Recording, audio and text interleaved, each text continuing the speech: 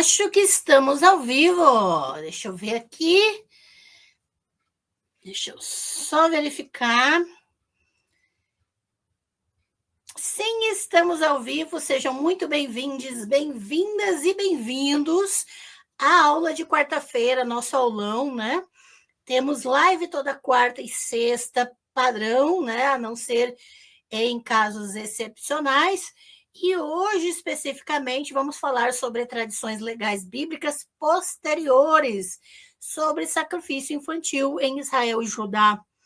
Sim, mais uma live para nossa playlist de sacrifícios humanos. Nós estamos construindo uma diversidade de pesquisa, basicamente uma tese de doutorado aqui no canal, na playlist Sacrifícios Humanos, que você pode maratonar quando quiser, porque fica tudo gravado. E hoje, depois de trazer muita pesquisa, já evidenciamos que, sim, sacrifícios humanos eram realizados para Javé, tanto infantil quanto adultos, né? Nós já falamos sobre essa questão específica. Se não estiverem me ouvindo, se estiverem me ouvindo bem, por favor, me avisem. Meu computador, às vezes, está dando uns tilt aqui. Todo mundo me ouvindo bem? Todo mundo me ouvindo bem? Me avisem, por gentileza, no chat. Deixa eu ver aqui.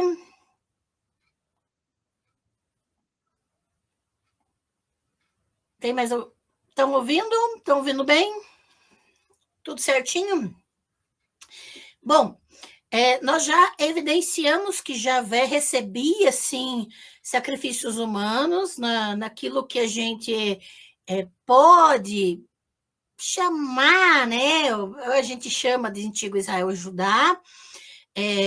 Nós evidenciamos que Moloque é uma invenção, sim, o que nós evidenciamos desde a primeira live da playlist Sacrifícios Humanos é que existia um sacrifício chamado Molk, e que posteriormente judeus e cristãos, sim, os monoteístas vão inventar esse Moloque, vão criar uma divindade que não tem evidência nenhuma em lugar algum, para dizer que era uma divindade que recebia sacrifícios, quando nós temos o que nós descobrimos como sacrifício Molk.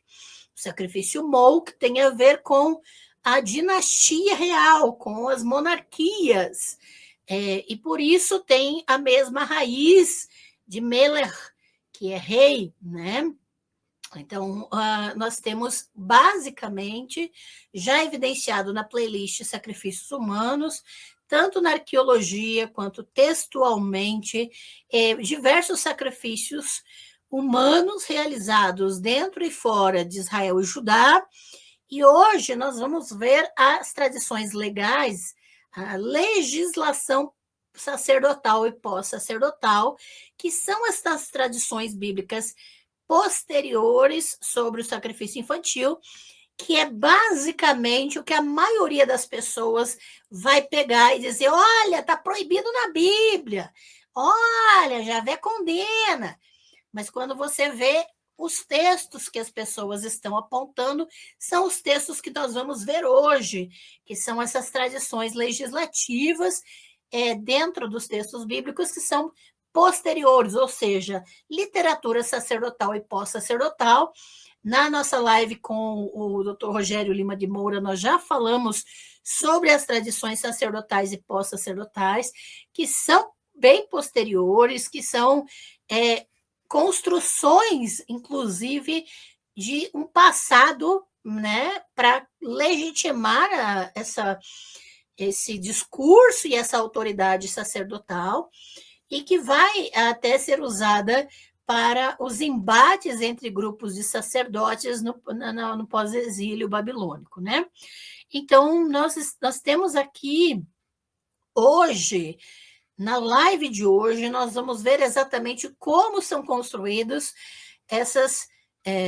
esses textos que vão proibir o sacrifício humano. Então, até agora, nós verificamos, inclusive, da onde que veio os textos, nós verificamos que textos bíblicos evidenciam sacrifícios humanos, para Javé, inclusive. Nós já vimos tudo isso em todas as lives anteriores da playlist Sacrifícios Humanos. Hoje nós vamos encontrar, então, nessas tradições sacerdotais e pós-sacerdotais, essas tradições legislativas, né, legais sobre o sacrifício infantil em Israel e Judá, que são tradições posteriores, que são as construções dessas proibições, tá bem? Maria Helena Amaral, querida, boa noite, doutora Ângela, boa noite, querida, seja muito bem-vinda, muito obrigada pela presença, é isso aí, nós, só avisando que para todos os membros do canal, já está lá na pasta do Drive do Espaço das Deusas, os slides de hoje, o arquivo de slides em formato PDF, já está no Drive do Espaço das Deusas, lembrando que o Espaço das Deusas é a comunidade de membros do canal, tá bem? Então, todos os membros precisam me mandar um e-mail, quem não fez ainda, com seu nome completo, CPF e endereço dos Correios, para receber um pacote de mimos, porque sim, nesse canal aqui, eu importuno todo mundo por e-mail, pedindo CPF, pedindo as coisas, por quê? Porque eu me dou o trabalho, com muita alegria, de ir aos Correios e mandar um pacote de mimos para todos os membros do canal. Todo mundo que contribui no Espaço das Deusas, independente do valor de sua contribuição, você tem direito de receber um pacote de mimos. Então, eu, com muito carinho, peço que você envie. Você que é membro do canal e não fez ainda, manda agora um e-mail para mim com seu nome completo, CPF e endereço completo de correspondência, para eu mandar o seu pacotinho de membros. Lembrando que essa semana eu estou começando já a fazer, olha o tanto de coisa que eu já imprimi hoje. Tem aqui mais de 60 etiquetas e já tem várias declarações de conteúdo aqui, porque basicamente com o novo sistema dos Correios, a gente tem que colocar os dados de vocês 2 vezes em sistemas diferentes, um para fazer as etiquetas no endereçador lá do site dos Correios e outro para preencher a declaração de conteúdo eletrônica no aplicativo do DCE, Declaração de Conteúdo Eletrônica, que você acessa pelo Gov, tá? Que é aquela delicinha de aplicativo que você fica 3 horas para fazer um login. Então, lá, o trabalho todo, gente, basicamente, são quase 70 livros vendidos, né? Do nosso livro do Jael. Tá aqui o lindíssimo, e eu estou preparando já os primeiros. Eu já fiz todas as etiquetas. Então, mais da metade do trabalho está feito, quer dizer, quase, porque quando faltava 8 etiquetas para imprimir, adivinha o que aconteceu?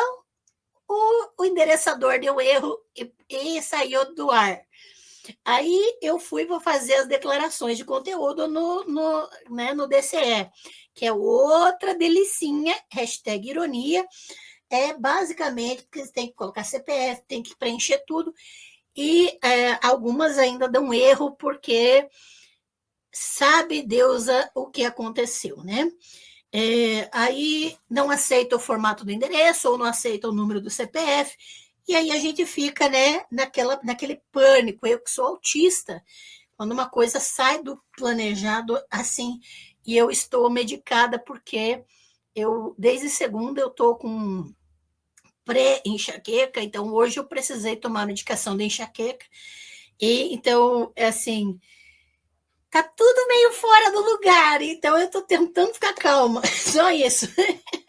Mas avisando que amanhã mesmo eu vou ao dentista e depois eu vou aos Correios para tentar resolver isso, o que não conseguiu ser preenchido online. Mas peço que, se você é membro do canal, membra do canal aqui do Espaço das Deusas, manda já seu e-mail, porque eu já vou, nesse pacote, eu já preencho a sua declaração e a sua etiqueta para enviar seu pacote de mimos, tá bem? É um trabalho a mais, né? Porque também eu tenho que fazer as dedicatórias. Eu faço com muito carinho, mas realmente é trabalhoso, e eu peço a paciência de todos, tá? mas eu agradeço demais a compreensão. Então, repetindo, os slides da live de hoje já estão em formato PDF no Drive do Espaço das Deusas, porque quando o membro do canal manda um e-mail para mim, eu libero o acesso ao Drive, onde os membros têm todos os slides das lives dos aulões aqui do canal, tá bem? Lembrando que vocês podem usar esse material nas suas pesquisas, dando o devido crédito a mim e ao canal, tá? Jesus chapado, agora virou chapado. Membro do canal, boa noite, incrivelmente maravilhosa, doutora Ângela, boa noite, Espaço das Deusas, boa noite. Muito obrigada pela presença, seja bem-vindo. É isso aí, muito obrigada a todas as pessoas que estão aqui. Inscrevam-se no canal, já deixem seu like e compartilhem a live, lembrando que a playlist Sacrifícios Humanos está cada vez mais completa aqui no canal. Então, hoje é mais um pedacinho da pesquisa sobre sacrifícios humanos. Nós já postulamos evidências de sacrifícios humanos feitas para Javé, em Israel e Judá. Já evidenciamos que Moloque é uma invenção monoteísta. Então, por gentileza, essas questões nós já tratamos nas lives anteriores da playlist Sacrifícios Humanos. Depois, maratone para você não se perder nos conceitos, tá bem? Hoje nós vamos falar das proibições aos sacrifícios humanos, ou seja, aquilo que se fala do sacrifício infantil em Israel e Judá, mas nos textos sacerdotais e pós-sacerdotais, ou seja, a legislação posterior, quando eles vão negar tudo, quando eles vão dizer que nunca foram eles, que eles nunca fizeram isso e que eles estão proibindo, porque só quem faz isso é estrangeiro. Sabe esse tomzinho assim, bem xenofóbico? Então, isso é que nós vamos tratar hoje, tá bem? Eli Rainha, boa noite, Ângela, boa noite, querida, muito obrigada pela presença, seja bem-vinda, é isso aí, já deixe seu like, hein? Eu vou projetar os slides, tá? E lembrando, meu e-mail tá aqui, vocês, quando tiverem dúvidas, eu quero uma explicação sobre isso, você pode contratar uma hora-aula, me mandar um e-mail, Ângela, eu quero uma explicação sobre isso, e eu faço uma aula maravilhosa para você, tá? Quer me contratar para qualquer serviço de explicação, de aula, de orientação, supervisão. Semana passada eu tive uma experiência muito legal de uma mulher maravilhosa que está lá na França fazendo uma pesquisa incrível, e ela me contratou, a gente conversou durante uma hora para ela fazer um projeto de pesquisa bom, né? E que é a nível de doutorado. Então, tem muitas possibilidades. A gente pode construir de uma forma que tenha relevância naquilo que a gente faz. Não adianta você ter títulos ou estudar ou mostrar que sabe uma coisa se o que você sabe não tem relevância alguma para a realidade da nossa sociedade hoje. A gente precisa estar engajado nas lutas e nas pautas de vidas que estão correndo risco em nossa sociedade. É para isso que a gente está aqui. Nós somos uma comunidade de apoio mútuo, nós somos uma comunidade de pesquisa e fundamentação, e eu agradeço demais a confiança de todas as pessoas envolvidas aqui nesse canal. Muito obrigada mesmo, tá bem? Tiago Faria Mello, membro do canal, boa noite a todos. Boa noite, Tiago, seja muito bem-vindo, obrigada pela presença. Vou projetar os slides, tá? Então, vamos começar. Lembrando que se você tiver dúvidas a respeito do assunto da live de hoje, você pode colocar no chat, mas eu recomendo que você ouça a live primeiro, porque às vezes a própria explicação você já vai ter as suas dúvidas sanadas. No final da live, você pode fazer perguntas relacionadas ao tema da live que não foram respondidas durante a explanação, tá bem? Então, localizando o recorte da live de hoje, porque já temos uma playlist tão completa, né, gente, sobre sacrifícios humanos, mas ela não é exaustiva ainda, tem muita coisa que a gente pode falar sobre esse assunto ainda. Eu pretendo, como vocês estão percebendo, fazer uma pesquisa exaustiva sobre o assunto, sobre sacrifício humano, tá? Então, por isso a nossa playlist está tão longa, tão aprofundada e tão ampla. Mas o recorte hoje são essas tradições legislativas, por isso o termo legal nesse sentido de lei, né? Bíblicas posteriores sobre o sacrifício infantil, ou seja, as tradições bíblicas que são posteriores, que são sacerdotais e pós-sacerdotais. Período persa para frente, tá, gente? Então, aquele período em que vai se negar tudo. Não, nós nunca fizemos sacrifício humano. Não, isso aí nunca aconteceu no nosso povo. E vai sempre jogar na conta dos estrangeiros, vai sempre dizer que isso não faz parte do culto a Javé. Então, é uma negação completa, tá? Sendo que a gente já provou que Javé recebeu sacrifícios humanos. Então, aqui é a fachada, é aquilo que vai determinar a legitimação do poder sacerdotal, basicamente ao afirmar que isso não faz parte da política sacerdotal posterior, tá? Então, embora o material sobre a santidade, que é Levíticos dos capítulos 17 a 26, quando eu falar santidade com letra maiúscula, tá? Eu estou me referindo aos textos de Levíticos 17 a 26, que é o Código de Santidade.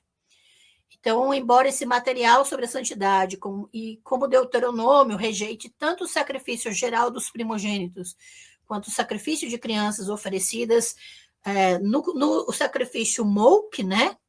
Então, vai ter o termo Molk aqui para falar sobre esse sacrifício específico.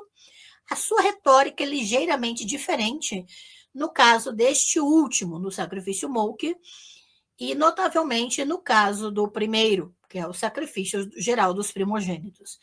Nós já vimos nas lives anteriores da playlist que existem vários tipos de sacrifícios humanos, e dentre os sacrifícios que ocorriam, né, sacrifícios humanos que ocorriam em Israel e Judá, nós temos esses dois, que é o sacrifício dos primogênitos e o sacrifício Molk, tá?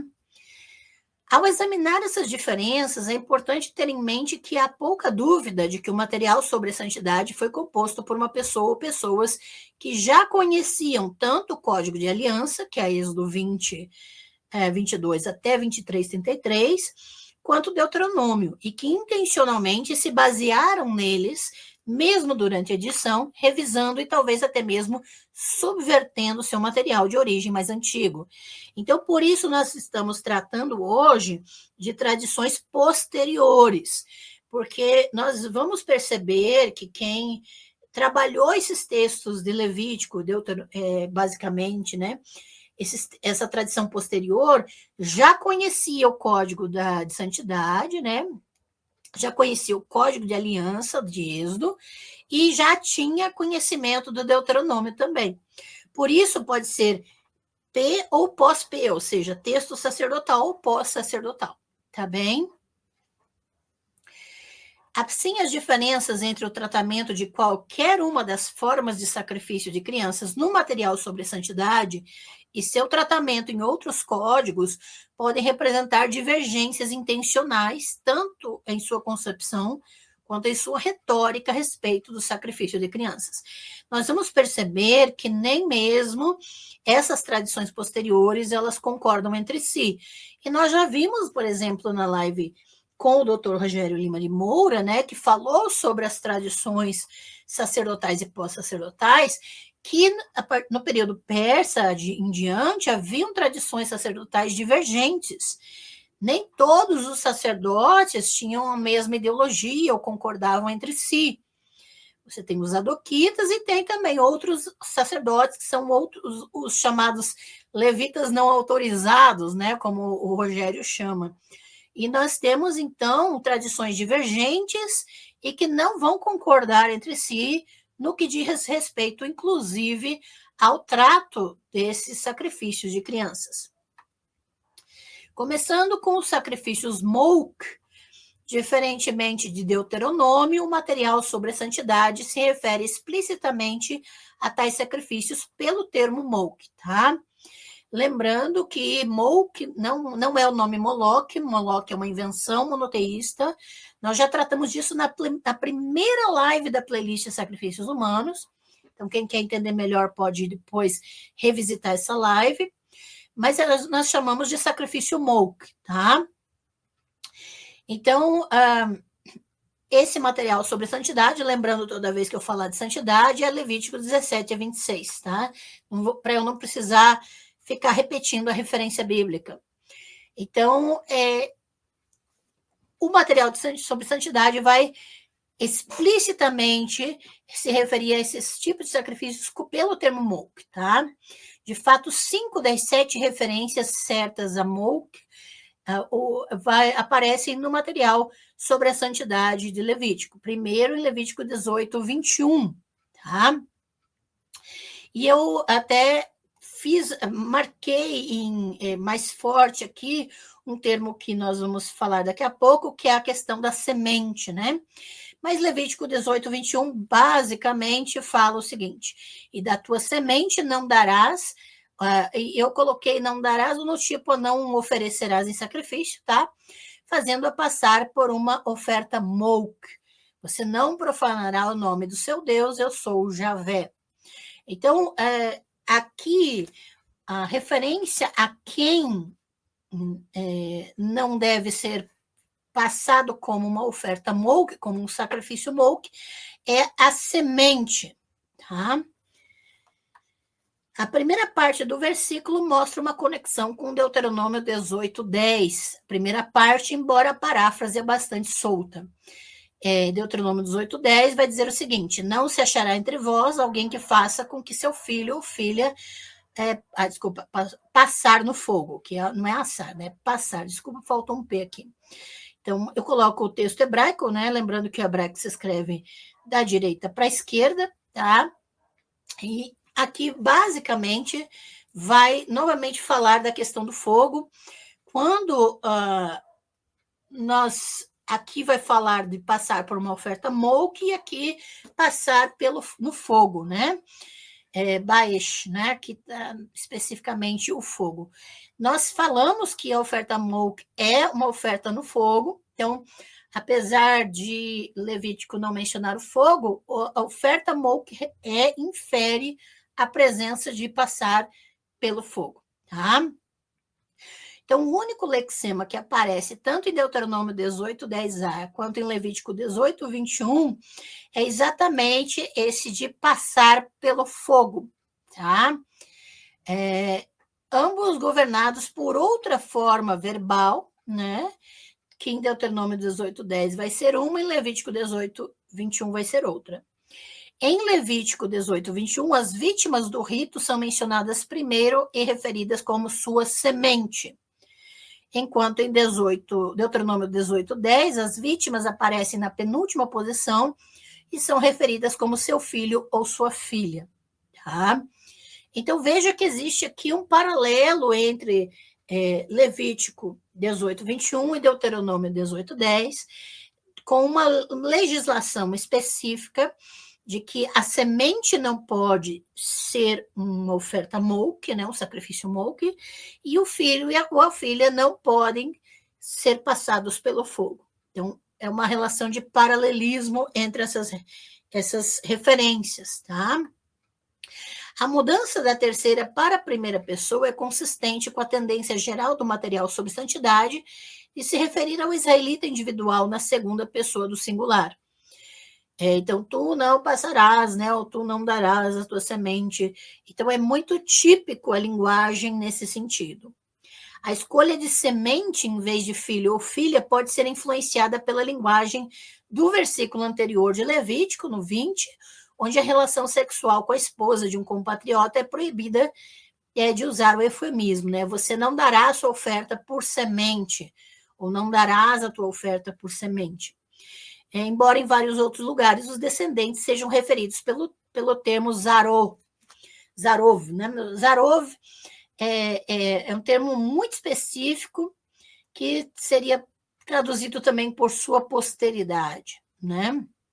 Em algumas traduções vão utilizar sua posteridade em português. Mas é zarov, né? especificamente um termo muito comum que aparece, né, para se referir aos descendentes. No material sobre santidade, que vai aparecer em Levítico 21:15, 17 e 21, Levítico 22, 3 e 4.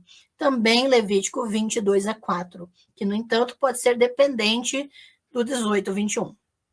Além disso, em ambos os casos, nós temos uma frase preposicional que modifica a oferta.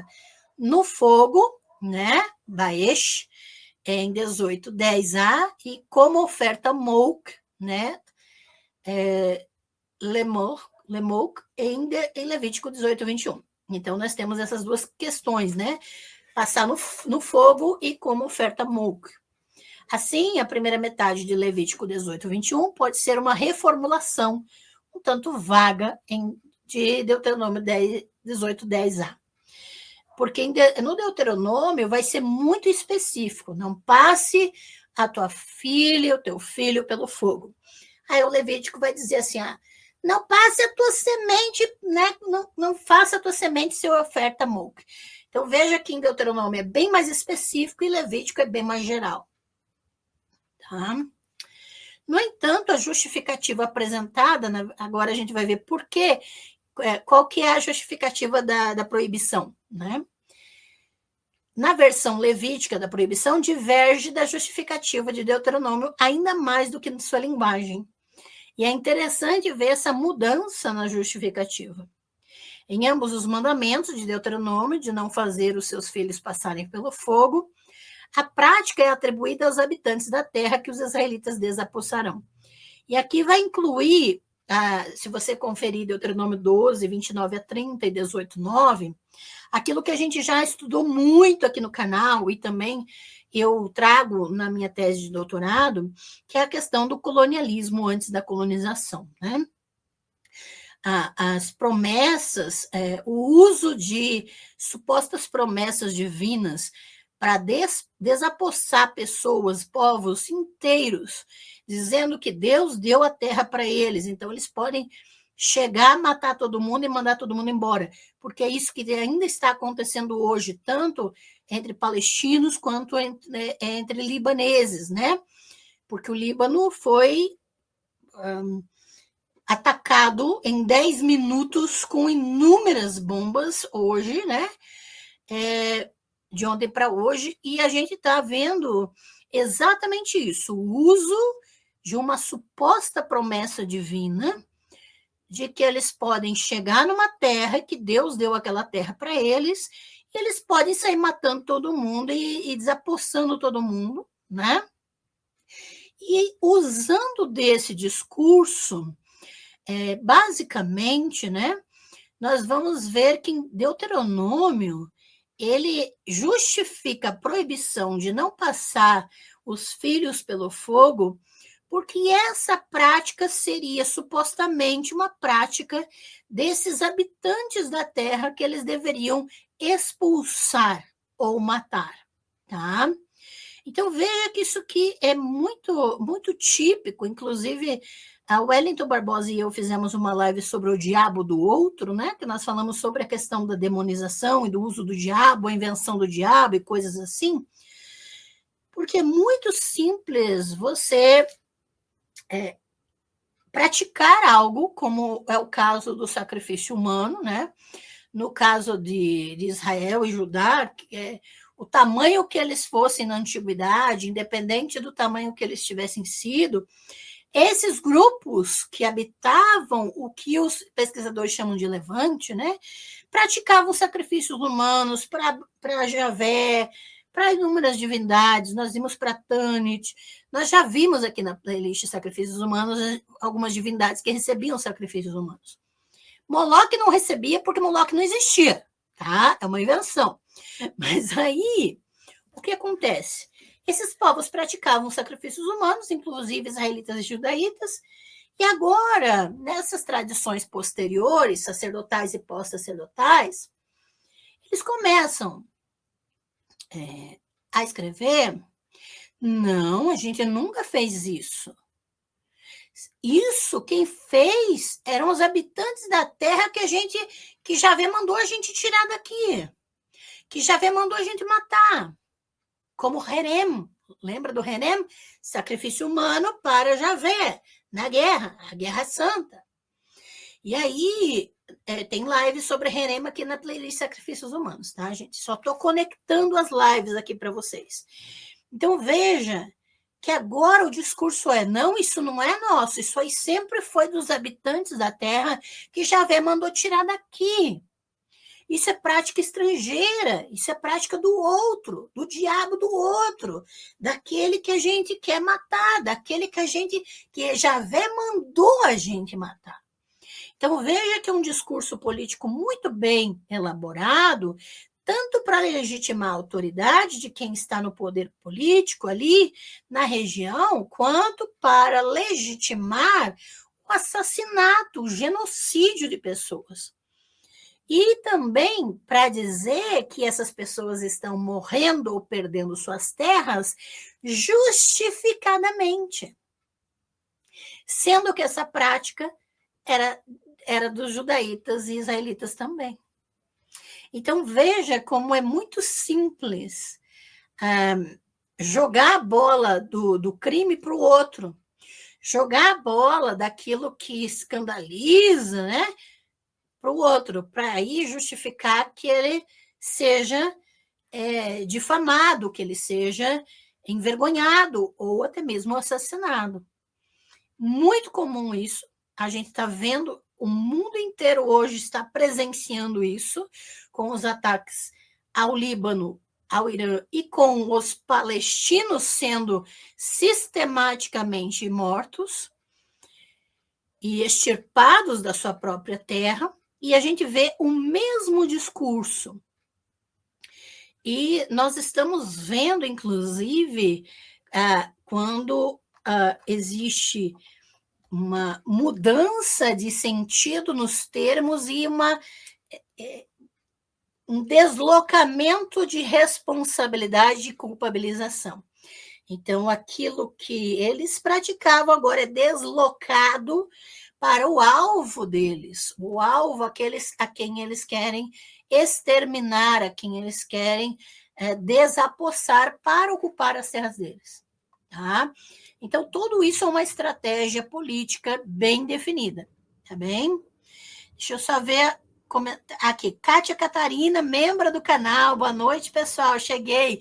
Seja bem-vinda, querida. Muito obrigada pela presença.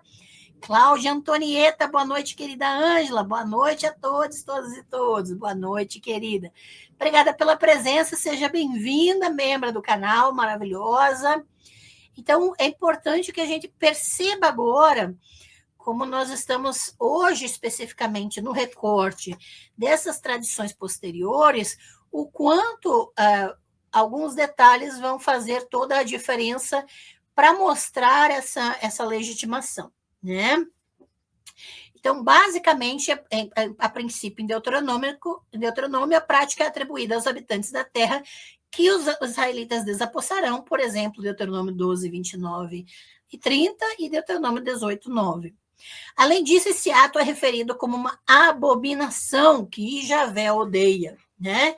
Claro, Deuteronômio vai ser específica e cuidadosamente registrado nesse sentido, tá? Ou seja, deslocando a prática de Javé e dos israelitas e judaítas para outras pessoas, tá? Levítico 18, 21, no entanto, complementa sua proibição contra os sacrifícios Molk com duas frases comuns sobre a santidade.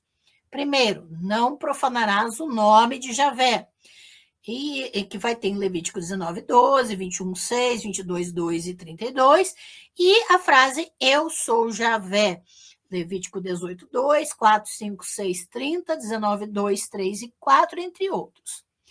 Então, você vai ver no Código de Santidade, que é de Levítico 17 até 26, toda uma reiteração de que o nome de Javé não pode ser profanado e que Javé está falando em primeira pessoa ali. Eu sou Javé. Tá? Isso vai ser repetido em Levítico. Dessa forma, a tradição da santidade, né, tomou um mandamento deuteronômico e o revestiu com linguagem e retórica distintamente de santidade. Então, você vai ter o texto em Deuteronômio, que é muito mais específico, e o código de santidade vai revestir com uma linguagem sacerdotal. Tá? E lembrando que essa ideia de santidade tem relação com uma separação de Javé e de seu povo dos demais deuses e outros povos, tá? Então, a questão imediata em pauta em Levítico 19:12 é a santidade, ou separação do nome de Javé e o reconhecimento de sua autoridade, tá? Então, é sim um discurso supremacista, tá? Porque vai implicar que o povo de Javé é superior e distinto dos demais, e que esse povo tem direito sobre os demais povos. Israel deve ser santo, como Javé é santo, Levítico 19:2, né? E os sacrifícios Molk não apenas comprometeriam a santidade do povo, mas também profanariam o nome de Javé, um resultado que de outra forma seria causado por juramentos falsos, como Levítico 19:12, ou pela profanação dos sacerdotes, Levítico 21:6, ou dos sacrifícios de Javé, Levítico 22:2 e 32. Então, a gente vê que o nome de Javé seria profanado não somente pelos sacrifícios Molk, mas por juramentos falsos, profanação dos sacerdotes ou profanação dos sacrifícios de Javé. Então, o sacrifício Molk ele vai ser equivalente, vai ser colocado como equivalente a outras práticas que profanariam o nome de Javé nos textos, segundo os textos levíticos. Curiosamente, em seu contexto mais amplo, né, Levítico 18:21, retém parte do sabor que tinha em seu contexto deuteronômico. Todo o conjunto de injunções contido em Levítico 18, que é um texto interessante de se prestar atenção, né, todo o capítulo, é emoldurado por uma advertência contra o comportamento como os habitantes da terra, né? Então, você vai perceber, se você ler todo o capítulo de Levítico 18, e até eu tenho um curso sobre legislação levítica, você pode adquirir pelo Linktree lá no chat fixado, ou na descrição de todos os vídeos do canal, né?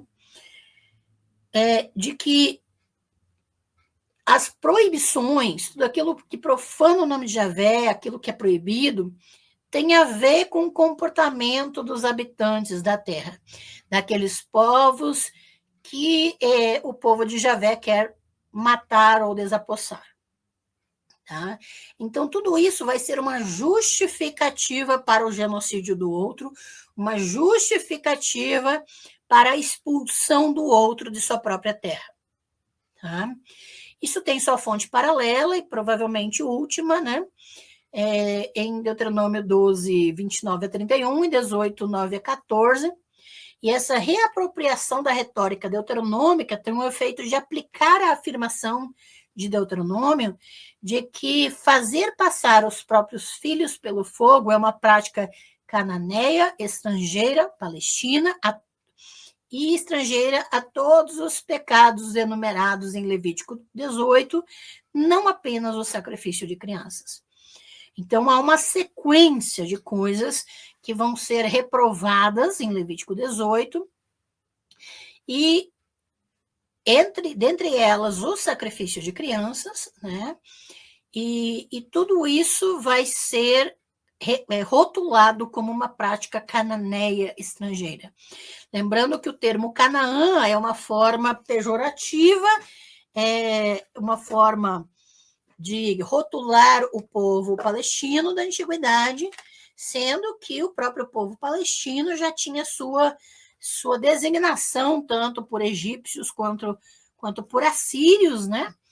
Mas os textos bíblicos vão chamar de Canaã, né?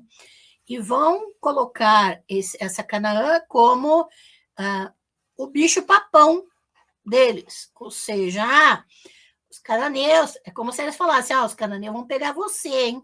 Como se eles fossem os monstros, né? Como se eles tivessem em si, contivessem em si tudo o que Javé rejeita tudo o que Javé abomina, sendo que Javé é adorado em inúmeras partes dessa região, e Javé, né, nem veio de lá, né? Nem vem de Israel, basicamente, né? Javé também é estrangeiro para Israel e Judá, mas basicamente eles ignoram isso, né? Eles vão. Lembra que a gente está no período sacerdotal, pós-sacerdotal, os textos que vão criar um passado como se Javé fosse o Deus somente dos israelitas e judaítas, e que esse Israel ideal, que vai ser designado no período persa para frente, vai ser completamente único e alheio a todas as questões que condenam, né? Então, isso eu estou batendo constantemente, eu estou repetindo, né? Uma, porque às vezes ajuda a reforçar as ideias, e outra, para a gente não se perder, porque a gente já estudou outros textos aqui na playlist Sacrifícios Humanos que demonstram que esses mesmos grupos faziam sacrifício humano. Então, a gente precisa entender isso aqui como um discurso político, tá? Tanto de Levítico quanto de Deuteronômio, sabendo que Levítico ele vai pegar Deuteronômio e vai reelaborar agora de uma forma um pouco mais afiada contra os estrangeiros, tá? Ao contrário de Deuteronômio 18, no entanto, em vez de expandir as abominações dos cananeus para incluir várias formas de adivinhação, em Levítico 18, as práticas ostensivamente cananeias agora são de natureza sexual. Então, é interessante que cristãos hoje são aficionados por esse texto de Levítico 18, porque a maior parte das temáticas que envolvem esse capítulo são de teor sexual, tá? É daqui que o povo tira os fetiches todos das igrejas cristãs, tá? De fato, como outros já observaram, a proibição contra sacrifícios de Molk, né, se encaixa de forma bastante desconfortável na ladainha de violações sexuais listadas em Levítico 18. É interessantíssimo isso. Você tem um monte de violações sexuais listadas ali em Levítico 18, e ali no meio está encaixado a proibição contra os sacrifícios Molk. E aí fica bem estranho esse encaixe, tá? É estranho por causa do teor, assim, de que forma as proibições sexuais se relacionam com o sacrifício Molk, tá? Que a gente sabe que tem relação com a monarquia. E de forma indireta, essa literatura sacerdotal e pós-sacerdotal pode estar, sim, atacando a monarquia pré-exílica, de forma indireta aqui. Todo mundo que ainda acreditava na monarquia lá no período persa para frente pode ter, sim, uma possibilidade, eles podem ter sentido aqui uma língua afiada contra a monarquia, porque o sacrifício Molk é relacionado à monarquia, né? Que os reis e rainhas sacrificavam seu primogênito, e por isso Molk tem a mesma raiz de Melech, né, de rei. Então, essa relação do sacrifício Molk com a monarquia pode estar alinhada com uma cutucada dos sacerdotes contra a monarquia. Agora, essa proibição estar entre as proibições de violações sexuais aqui é bem esquisito. Isso levou estudiosos a propor uma série de explicações engenhosas. Aí vai os pesquisadores tentar justificar por que ela está ali no meio. Mas, em última análise, qualquer explicação que se deu até agora é pouco convincente, tá? Sobre como os sacrifícios Molk eram conceitualmente semelhantes a atos sexuais ilícitos. Mas isso aborda o problema do ângulo errado. O material sobre a santidade se destaca por sua preocupação com questões sexuais muito mais do que outros códigos legais. Isso a gente precisa primeiro ter isso em mente, né? que de todos os outros códigos legais, sejam em Deuteronômio, seja em Êxodo, o texto do Código de Santidade, Levítico 17 e 26, vai destacar essa preocupação com questões sexuais muito mais. É certo que o Código Deuteronômico contém uma única proibição contra tomar a esposa do próprio pai, que é Deuteronômio 23:1. Além disso, fora do Código Deuteronômico, propriamente dito, há um conjunto de proibições contra incesto e bestialidade, em Deuteronômio 27, 20 a 23, e da mesma forma, o Código da Aliança contém uma única proibição sexual contra a bestialidade, em Êxodo 22, 18. Nem Deuteronômio, nem o Código da Aliança, no entanto, contém algo remotamente parecido com toda a ladainha de atos sexuais proibidos contida em Levítico 18 e, novamente, em Levítico 20. Seja qual for o motivo para essa preocupação aparentemente nova com questões sexuais, o material sobre santidade é genuinamente inovador em sua enumeração cuidadosa e tediosa de atos sexuais ilícitos. Então, revela algo aqui muito interessante, tá? A gente já falou algumas questões aqui no canal, que pode envolver, por exemplo, questões de linhagem sacerdotal, tudo isso pode estar envolvido, né? Preocupação política mesmo, tá? A serviço de seu argumento a esse respeito, assim como Deuteronômio 18, 9 a 11, forçou várias formas de adivinhação a uma proibição reformulada contra fazer passar o próprio filho no fogo, você pode comparar com Deuteronômio 12, 29 a 31, e assim subsumiu essas formas de adivinhação sob a rubrica das abominações dos povos que os israelitas desapossariam. Levítico 18 fez o mesmo com sua ladainha de proibições sexuais. Colocou toda a seção entre parênteses com advertências contra a imitação das abominações do povo. Levítico 18, 3 e 24 a 27. Baseando-se na retórica de Deuteronômio. Então, vai fazer uma lista enorme, um monte de coisa, se referindo que isso são as abominações das populações que devem ser desapropriadas ou mortas. Como em Deuteronômio 12, 29 a 31, o rito Molk aparece como um item em sua lista de abominações. Ele completa sua lista de ofensas, no entanto, com injunções de natureza sexual. Dessa forma, o material sobre santidade agrupa várias formas de depravação sexual, daquilo que ele considera depravação sexual, e as apresenta como um tipo de comportamento abominável, característico dos cananeus, comportamento que os israelitas não deveriam imitar. Assim, Levítico reaplica a retórica originalmente associada ao rito Molk a todos os tipos de ofensas sexuais. Então, ele vai equiparar o sacrifício de crianças a ofensas sexuais, tá? Então, é como se estivesse dando um peso tão grande às ofensas sexuais que coloca o sacrifício infantil no mesmo patamar que isso, tá?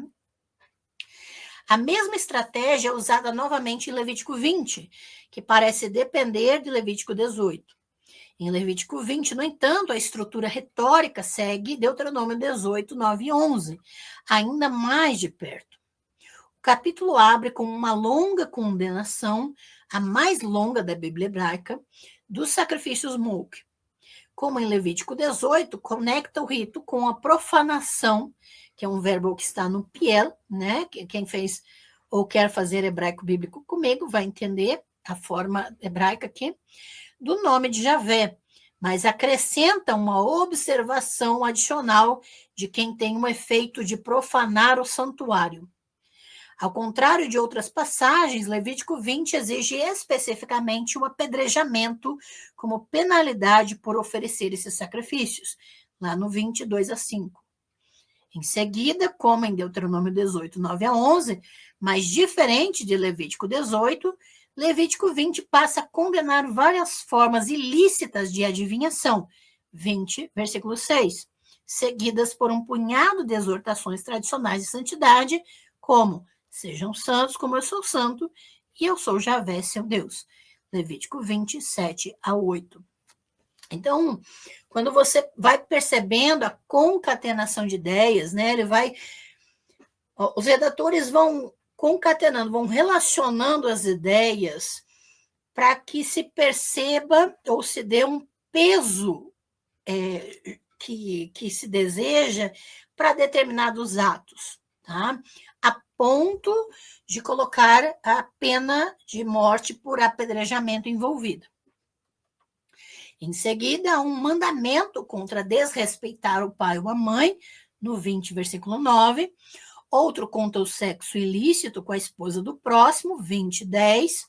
E em seguida, uma transição bastante inteligente que proíbe a combinação das duas práticas mencionadas, isto é, desrespeitar a família e atos sexuais ilícitos na forma de incesto, 20:11-12.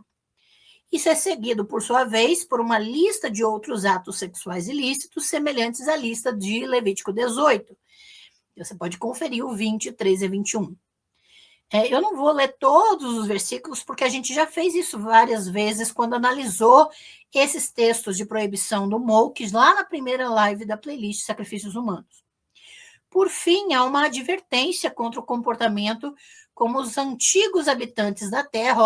Olha a questão aqui, que é no 20, 22 a 24, que lembra o contexto de Levítico 18, e a seção inicial de Deuteronômio 18, 9 e 11, e, claro, Deuteronômio 12, 28 e 29. Então, a justificativa aqui, novamente, né, é uma advertência contra o comportamento dos antigos habitantes da terra, para que não sejam como eles, né, que não ajam como eles. Em Levítico 20, a advertência contra o comportamento como os cananeus foi separada do rito Molk por tanto material intrusivo que o elo original entre esse aviso e fazer as crianças passarem pelo fogo foi quase totalmente cortado. A retórica anti-estrangeira, originalmente conectada a uma forma específica de sacrifício de crianças, cresceu a ponto de subsumir a adivinhação, o incesto e até mesmo a bestialidade. Então, vai se verificar que com toda a gravidade que vai se tratando os temas, né, da adivinhação, do incesto e da bestialidade, na verdade é mais divinação do que adivinhação. A gente está tratando isso na playlist sobre rituais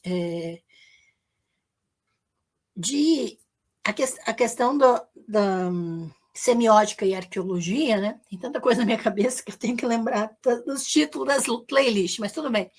A playlist sobre semiótica e arqueologia, a gente está tratando da questão da divinação. E, geralmente, quando se fala de texto bíblico, se traduz como adivinhação. Adivinhação, na verdade, é uma forma pejorativa de tratar a divinação quando se fala de legislação bíblica, tá? Então, já vou dar a dica aqui, e quando a gente fala do termo adivinhação, que é como isso é traduzido, inclusive, nos textos bíblicos em português, na verdade, é uma forma pejorativa de se referir à divinação antiga, tá? A gente vai tratar disso em breve, quando a gente falar do corpo mântico, né? Na live, inclusive, a semana que vem, se não me engano. Então, o que está acontecendo aqui? Nós vamos ter uma retórica anti-estrangeira. Então, vai se construir todo um peso de proibição contra essas formas de divinação, contra o incesto, bestialidade, toda a questão sexualidade ilícita, para esse grupo, é claro, até culminar na questão do sacrifício de crianças, numa retórica anti-estrangeira, tá? Então, vai basicamente equiparar todas essas práticas e vai trazer um rótulo para o estrangeiro, um rótulo para todas essas pessoas que eram donas da terra, que habitavam a terra e que foram ou mortas ou desapossadas, né? Para que, de alguma maneira, esse povo de Javé, que assume esse discurso de santidade, vai se constituir acima desses povos, melhor que esses povos. No entanto, apesar desse crescimento e desenvolvimento, o material da santidade continua a preservar a conexão de Deuteronômio entre o rito Molk e os antigos habitantes de Canaã, mesmo que por pouco. Então, aqui, essa retórica anti-estrangeira, né, vai dar palco para as outras práticas, mas vai manter essa conexão do Molk com os povos da terra, com os estrangeiros, né? Com os palestinos. Apesar de todas essas inovações e reformulações retóricas, o material da santidade e Deuteronômio são aproximadamente compatíveis em sua apresentação dos sacrifícios Molk, bem como na base para sua condenação. O ponto defendido, portanto, esses sacrifícios estão errados porque são estrangeiros. Então, o que eles vão reforçar, tanto no Deuteronômio quanto na literatura de santidade, que é Levítico 17 e 26, esses sacrifícios são errados porque são estrangeiros. Não é uma retórica moral de dizer esses sacrifícios são errados porque nós precisamos preservar a vida das crianças. Não existe nada disso, não. A justificativa aqui está errado porque é daquele povo. Está errado porque é daquelas pessoas. Não existe um exercício moral aqui, gente, de dizer, defender a vida, de dizer que as crianças precisam viver, de dizer que matar é errado. Não tem nada a ver isso. Em momento algum, isso entra no discurso. Em momento algum, isso aparece na justificativa. A única justificativa para essa literatura sacerdotal e pós-sacerdotal dizer que os sacrifícios de crianças são errados é porque são atribuídos a estrangeiros. O problema aqui não é matar. O problema aqui é porque esse matar pertence ao outro. Tá? No caso do sacrifício geral dos primogênitos, só voltando aqui, porque o matar do outro justifica que a gente mate ele, né? Então, veja que matar não é problema aqui, porque isso aqui é que vai justificar o extermínio desses povos nativos. Então, o problema aqui não é matar. E não é nem, não sacrifica o meu filho, aquela coisa toda. Não tem nada a ver com isso. Não imita o outro, porque isso aqui é do outro. Tá? No caso do sacrifício geral dos primogênitos, agora é outro tipo de sacrifício, porque o sacrifício Molk é um sacrifício relacionado à monarquia, e existe um outro tipo de sacrifício, que é um sacrifício geral dos primogênitos, e a gente já tratou em detalhes desse tipo de sacrifício geral, que é para todo o povo, né? Não é só da monarquia. E a gente já diferenciou o sacrifício do primogênito do homem e aquele que abre o ventre, né? Que é o primogênito da mulher, porque é diferente o primogênito do homem, que é casado com várias mulheres, e o primogênito da mulher, que é aquele que abre o ventre, que é uma expressão específica no texto bíblico, tá? E a gente vai falar dessa expressão daqui a pouco. Então, nesse caso dos primogênitos, o sacrifício dos primogênitos, que serve para todo o povo, contudo, a retórica do material sobre a santidade diverge acentuadamente daquela do Deuteronômio. Então, aqui há mais diferenças. Então, como já observado nessa playlist de sacrifícios humanos, a lei dos primogênitos de Deuteronômio 15, 19 e 23, depois você pode conferir, não menciona as crianças, elas simplesmente não estão sujeitas à sua versão do mandamento. Isso na lei dos primogênitos de Deuteronômio, tá? Não menciona as crianças. O material sobre santidade, contudo, ou seja, de Levítico, reconhece a reivindicação de Javé aos primogênitos, mas encontra, ou provavelmente mais precisamente inventa, uma brecha engenhosa que lhe permite evitar a exigência do sacrifício real de crianças. A reivindicação de Javé aos primogênitos é reconhecida 3 vezes no material sobre santidade. Primeiro em Números 3, 12 a 51, novamente em Números 8, 14 a 19 e finalmente em Números 18, 15 a 18, tá? E a gente vai ver que alguns trechos de Números também estão relacionados aos textos de santidade de Levítico. Então, Números 3, 12 a 13, vai dizer assim, abre aspas, eu, Javé, né, tomo os levitas do meio dos israelitas em lugar, atenção, em lugar de todo primogênito, uma ruptura de útero, e sim, eu vou colocar aqui ruptura de útero, tá? A expressão especificamente, tá?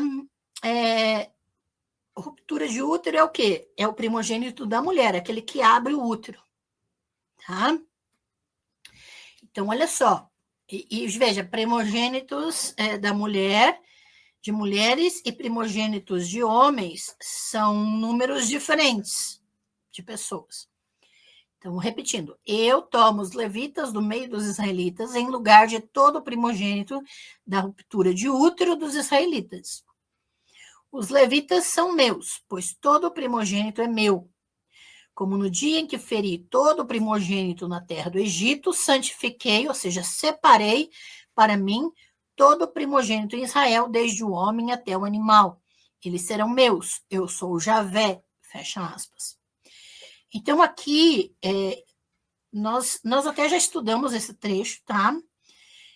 Mas é importante lembrar que essa legislação de Deuteronômio especificamente está reforçando que os levitas, eles estão ali consagrados por toda a vida para substituir o sacrifício de todos os primogênitos de mulheres israelitas. E aqui no israelita é na mentalidade pós-exílica, ou seja, o todo, né? E especificamente aqui está citando a mitologia do Êxodo para mostrar e reforçar novamente que a morte dos primogênitos egípcios foi um sacrifício a Javé. Nós já fizemos uma live somente sobre isso, sobre a Páscoa, sobre os sacrifícios humanos que Javé fez para si mesmo, matando os primogênitos egípcios. Então, aqui nós temos um reforço desse mito, especificamente para dizer, né, lembra, literatura sacerdotal, pós-sacerdotal, uma construção já do mito do Êxodo, tá? Trazendo que Javé quer, sim, sacrifícios humanos para si. Tá? Da mesma forma, Números 8, 14 e 19, desculpa, não é Êxodo, é que é Números 3, 12 a 13. Agora, Números 8, 14 e 19. Abre aspas. Você separará os levitas do meio dos israelitas, e os levitas serão meus. Depois disso, os levitas entrarão para servir na tenda do encontro. Eu os purificarei e vocês eleve-os como oferta de elevação. E aqui a tradução é bem mais literal, tá? Eu coloquei uma tradução bem mais literal. Oferta elevada, oferta não sei o quê. Não floreei, eu estou puxando o que o texto literalmente está trazendo só para a gente sentir as palavras, tá? Então, eu os purificarei e vocês eleve-os como oferta de elevação, pois eles me foram dados, de fato, dados do meio dos israelitas. Em lugar da ruptura de cada ventre, ou seja, o primeiro filho de cada mulher, aquele que abriu o ventre de cada mulher, por isso eu coloquei ruptura de cada ventre. em lugar da ruptura de cada ventre, os primogênitos de todos os israelitas, eu os tomei para mim. Pois meu é todo primogênito entre os israelitas, tanto dos homens quanto dos animais, desde o dia em que feri todo primogênito na terra do Egito. Olha aqui, novamente puxando o mito do sacrifício humano feito por Javé dos estrangeiros. Eu o santifiquei para mim, ou seja, separei. Tá? Lembra que santificar tem o sentido de separar. Aceitei os levitas em lugar de todo primogênito entre os israelitas e os dei como presentes a Arão e a seus filhos do meio dos israelitas para executarem o serviço dos israelitas na tenda do encontro e para fazerem expiação em favor dos israelitas. Não haverá entre os israelitas uma praga quando os israelitas se aproximarem do lugar santo. Fecha aspas. Você está repetindo muitos israelitas. Eu não estou repetindo. Eu disse que eu estou traduzindo mais perto do que está o texto hebraico. Então, toda vez que ele repetir, eu vou repetir, para a gente sentir o texto, como que está ali o texto em hebraico, tá? Então, veja que ele vai repetir o tempo todo, os israelitas. Então, vai falar: aceitei os levitas no lugar de todo primogênito entre os israelitas e os dei de presente, Arão e seus filhos, no meio dos israelitas, para executarem o serviço dos israelitas na tenda do encontro e para fazerem expiação em favor dos israelitas. Veja que a repetição está enfatizando especificamente que quem está levando vantagem nisso são os israelitas. É para eles acreditarem que quem leva vantagem em cima disso são os israelitas. Porque tudo é para eles no final. Não haverá entre os israelitas uma praga quando os israelitas se aproximarem do lugar santo. Tá? Então, veja que aqui é para justificar, aceita porque você vai. É para você, é para você, é para você, é para você. Tá? Isso aqui é estratégia retórica, tá? Aqui, como no Código da Aliança, mas diferentemente de Deuteronômio, a lei do primogênito se aplica tanto aos primogênitos humanos quanto aos animais. No material sobre santidade, ambos são chamados especificamente, né? Nós vamos ver aqui o termo, do mesmo termo como nos códigos anteriores, bem como de Peter Rehem. Peter Rehem, ruptura de útero. Lembra? Abraham, pai do útero. Então, é Peter Rehem, ruptura do útero. Tá? Isso aqui é muito interessante. Por que é Peter Rehem? Porque é o primogênito das mulheres, não o primogênito do homem. Então, veja que se um homem tem várias mulheres, o primeiro filho que nasce de qualquer uma delas, primeiro, que nasce dele, é o primogênito do homem. Mas cada primeiro filho de cada mulher é o primogênito de cada mulher. Então, tem mais primogênitos de mulheres do que de homens aqui. Tá? Então, veja que é o maior número de primogênitos, não o menor. Tá? Além disso, como no Código da Aliança, mas diferentemente do Deuteronômio, não há distinção explícita entre os sexos. Além disso, aqui, em vez de tu darás, né, como no Código da Aliança, Javé, falando na primeira pessoa, declara repetidamente que os primogênitos são meus. Tá? Meus. Então, é importante a gente perceber que, primeiro, não fala se é só homem, se é só mulher, se é só menino, só menina, tudo, é geral. Tá? E Javé repetidamente diz que são dele. A agência da reivindicação é, portanto, transferida do israelita individual para Javé. Este fato é ainda mais reforçado pela conexão da reivindicação de Javé aos primogênitos israelitas com o evento original da Páscoa. E a gente vê o tempo todo, quando há essa reivindicação dos primogênitos, vai conectar, vai mencionar o evento da Páscoa, né? Na verdade, original entre aspas, né? Mas tudo bem. Esse evento, essa mitologia da morte dos primogênitos egípcios.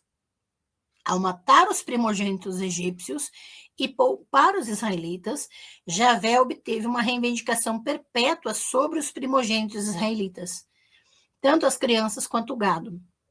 Javé decidiu, no entanto, aceitar o serviço dos levitas em substituição aos primogênitos israelitas.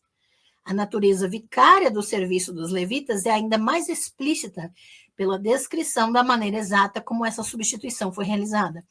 Então, primeiro, percebam que é uma forma de dizer nós precisamos dos levitas, porque se não tiver levita, a gente vai ter que sacrificar os nossos filhos. Veja que coloca um peso, aquilo que eu chamo de natureza vicária, né? É um preço. Então, se não tem levita, vai ter que pagar com o primogênito. Então, levita é um preço. O serviço dos levitas tem uma natureza vicária, está pagando alguma coisa. Tá? Então, em Números 3:41, Javé diz a Moisés, abre aspas, tomarás os levitas para mim, eu sou Javé, em lugar dos primogênitos entre os israelitas, e o gado dos levitas em lugar de todos os primogênitos entre o gado dos levitas. Fecha aspas. Assim, a reivindicação de Javé aos primogênitos israelitas é posta de lado quando ele aceita os levitas em seu lugar. Então, só uma observação aqui, tá? Antes da gente continuar. Só para reforçar a ideia e para reforçar um entendimento aqui. Veja que quando a gente fala do sacrifício Molk, que é um sacrifício feito no contexto da monarquia, reis e rainhas oferecendo seus filhos em sacrifício. O tom da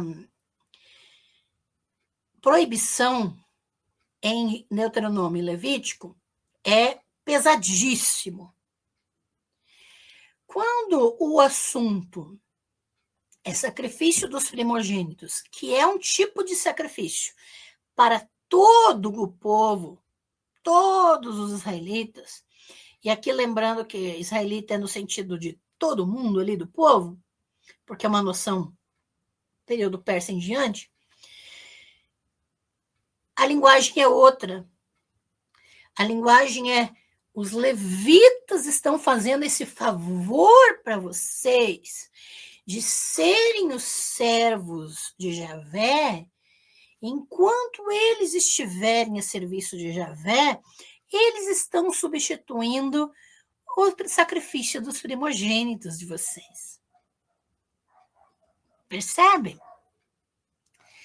Então, nós vamos basicamente perceber que a linguagem aqui é outra, porque o tipo de sacrifício é outro.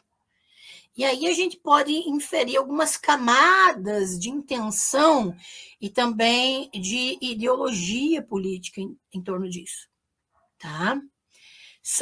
Eu fiz essa observação só para vocês perceberem essa diferença, para quem não percebeu ainda, né? Para quem não prestou atenção ainda. Muito bem. Fica claro que essa substituição é feita literalmente em Números 3, 42 e 43. Moisés, na verdade, conta os primogênitos israelitas, nesse texto, você pode ler depois, e chega a uma soma de 22.233, o que representa um problema, visto que há 22.000 levitas. Números 3, 40. Para resolver essa dificuldade, sim, existe esse texto na Bíblia, tá?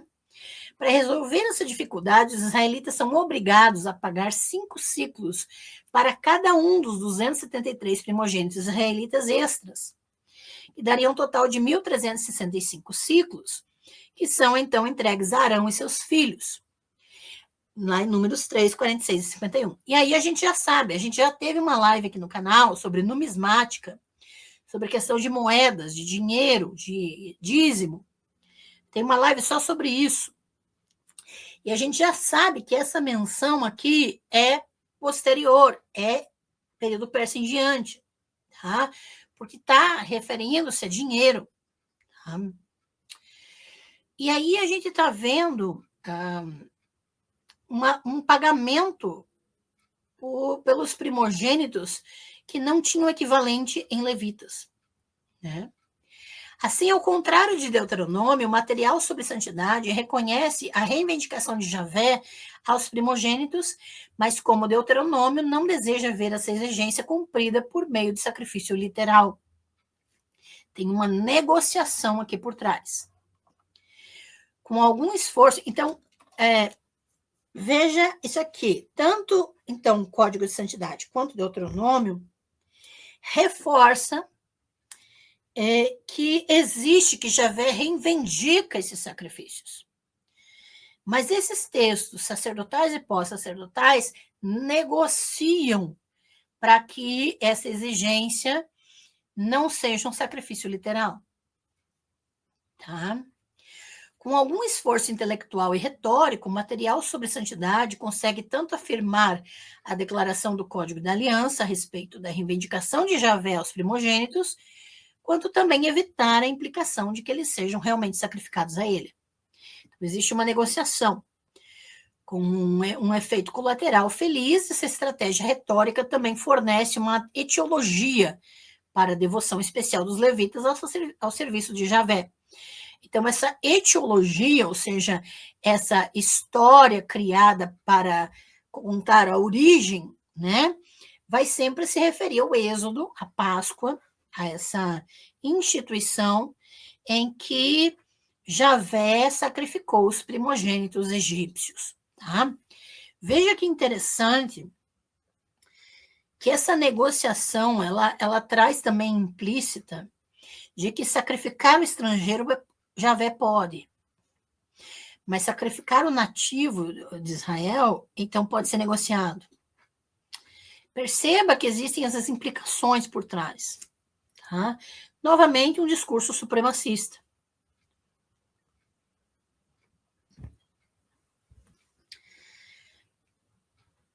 Parece, então, que com o pagamento de 1.365 ciclos para compensar a diferença entre o número de primogênitos israelitas e o número de levitas, os israelitas e Javé deveriam agora estar quites em relação aos filhos primogênitos.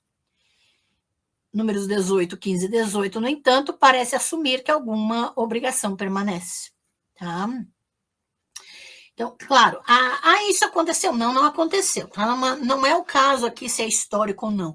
Nós estamos falando de textos do período persa para frente, sacerdotais e pós-sacerdotais.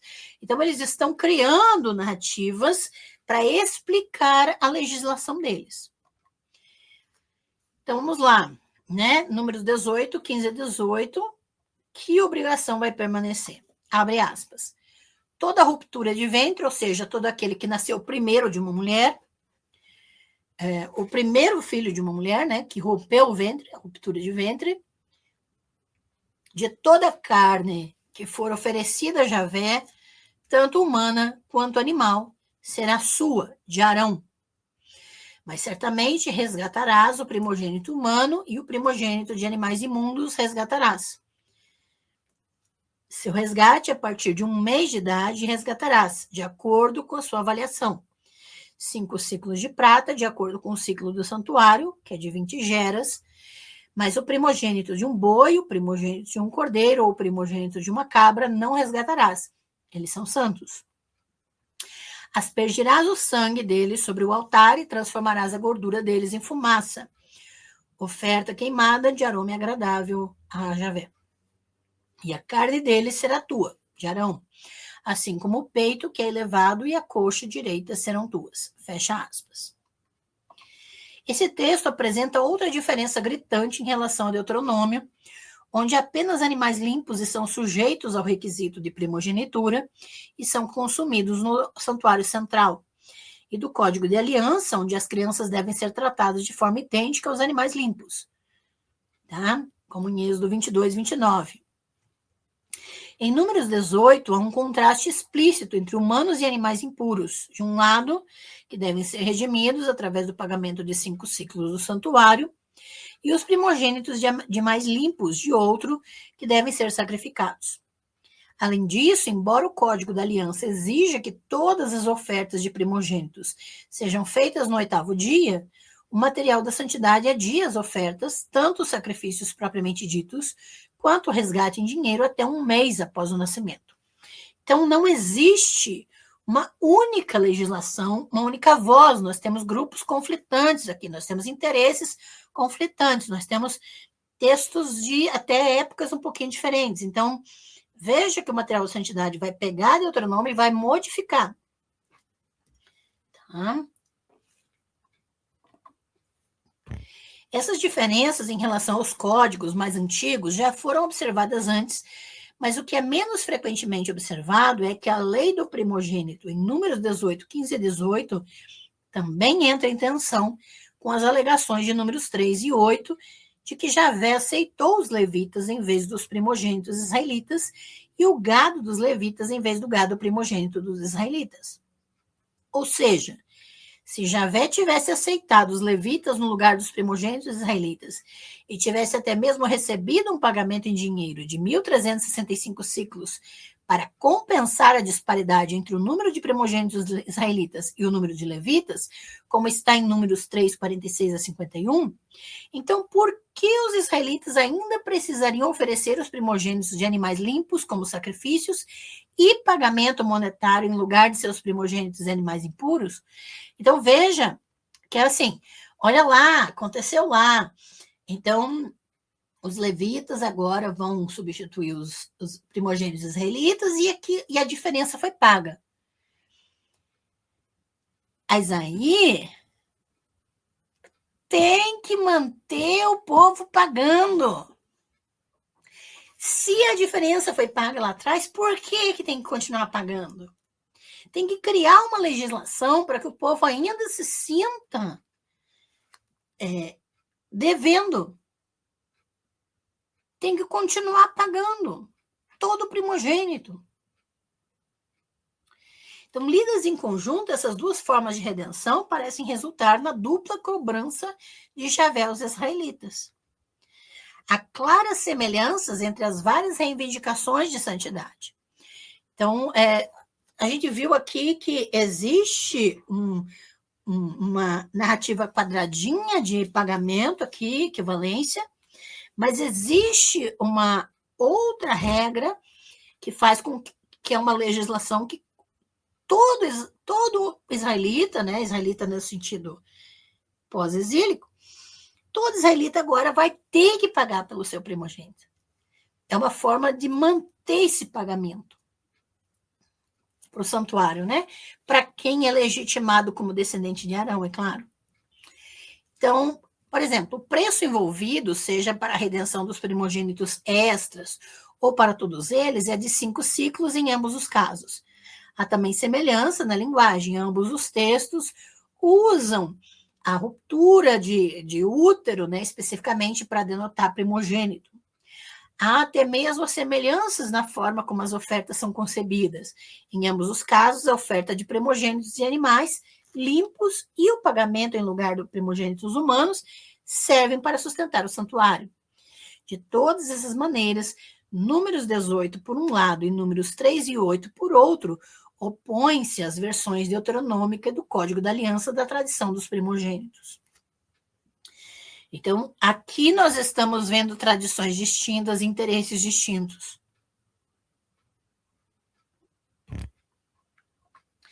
No entanto, mesmo dentro do próprio material sobre a santidade, permanece alguma tensão e até mesmo aparente contradição sobre como a reivindicação de Javé aos primogênitos deveria se concretizar na prática.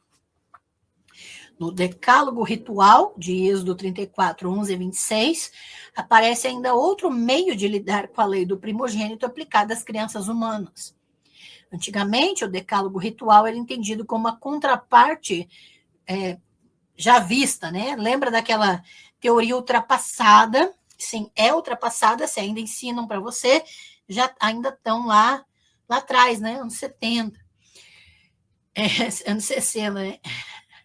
Então, antigamente, esse decálogo ritual de Êxodo 34, 11 e 26 era entendido como a contraparte javista do Código da Aliança, que poderia estar ligado ao eloísta, né? Embora tipicamente tenha havido mais dúvidas sobre a relação do Código de Aliança com o eloísta do que no decálogo ritual com o javista. Independentemente da relação desses dois códigos com as tradições narrativas do Pentateuco, a visão tradicional, né, os representa como duas coleções legais independentes, ambas anteriores e servindo como material de origem para o deuteronomista. Né?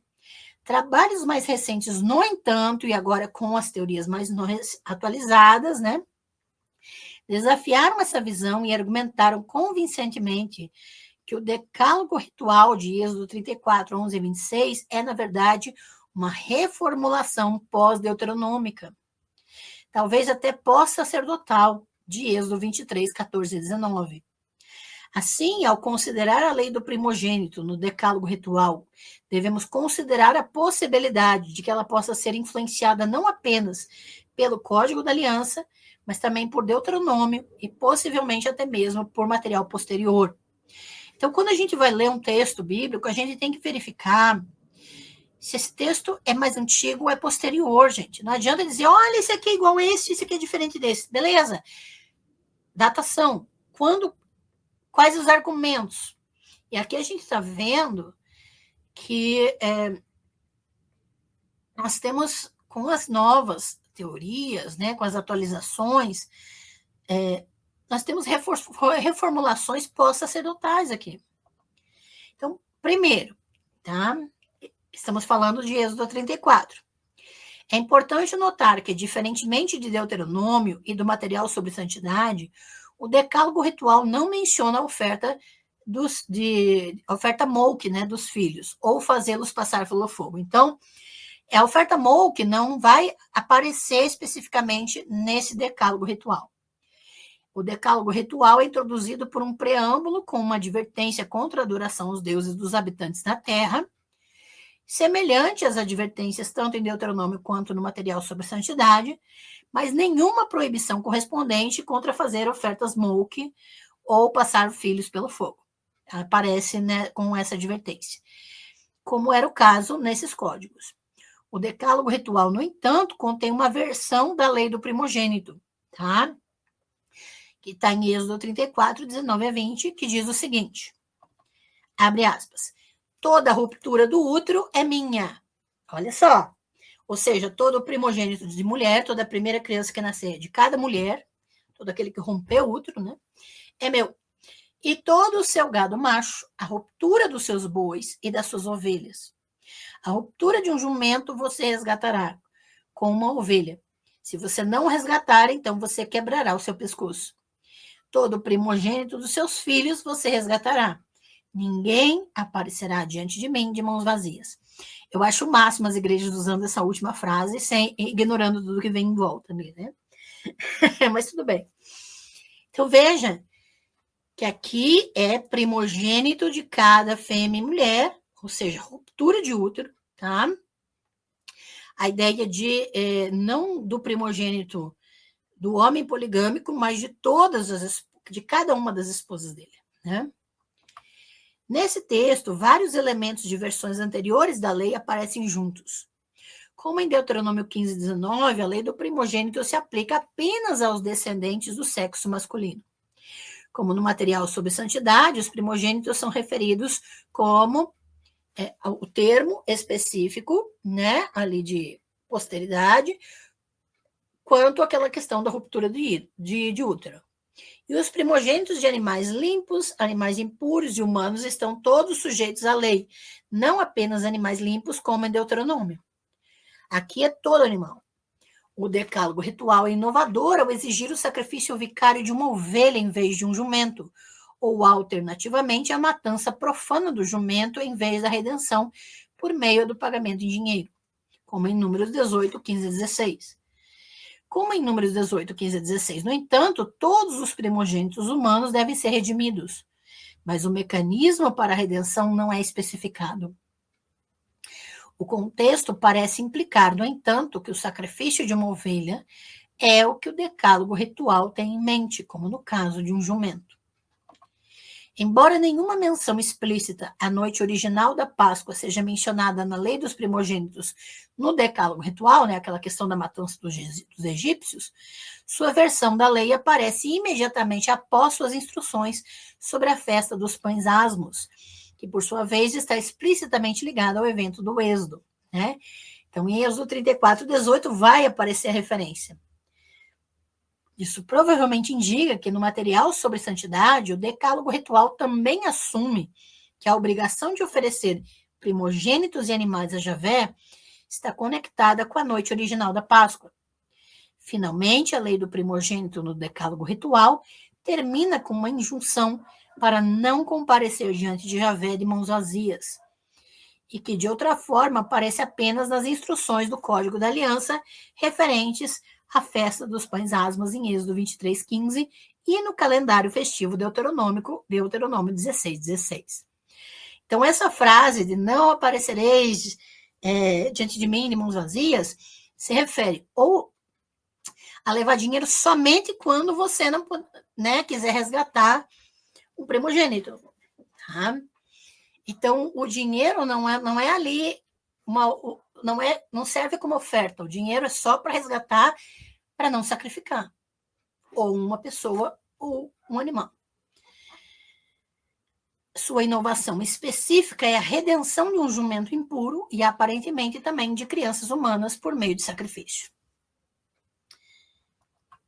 Uma tradição semelhante também é evidente em Êxodo 13:2 e 11-13. Abre aspas. Santifica-me todo primogênito. Lembra que santificar é separar? Então, separa-me todo primogênito, toda ruptura de ventre, ou seja, quando eu falo ruptura de ventre, vou reforçar essa ideia. É toda a primeira criança que sai de um ventre. Então, se um homem tem 5 mulheres, vai ter 5 rupturas de ventre ali. Não é o primogênito do homem, do pai da família. Por isso é dito que é o primogênito de todos os israelitas. Porque se fosse só o primeiro filho que o homem tivesse, né? Primeiro do homem, então seria menos israelitas. Tá? Então, toda ruptura de ventre entre os israelitas, tanto humanos quanto animais, isso é meu. E acontecerá que quando Javé vos trouxer a terra dos cananeus, como jurou a vós e vossos pais, e a dará a vós, fareis passar a Javé toda a ruptura de útero e toda a ruptura de descendente de animal, os machos que tiverdes a Javé. E olha que interessante. Eu vou só parar aqui um minuto. Fareis passar a Javé. A expressão é a mesma de fazer passar no fogo, só que ele não usa a palavra fogo. Fareis passar a Javé toda ruptura de útero e toda ruptura de descendência de animal, os machos que tiverdes a Javé. Toda violação de um jumento você resgatará com uma ovelha, e se você não resgatar, você quebrará seu pescoço. Todo primogênito humano entre os seus filhos você redimirá. Fecha aspas.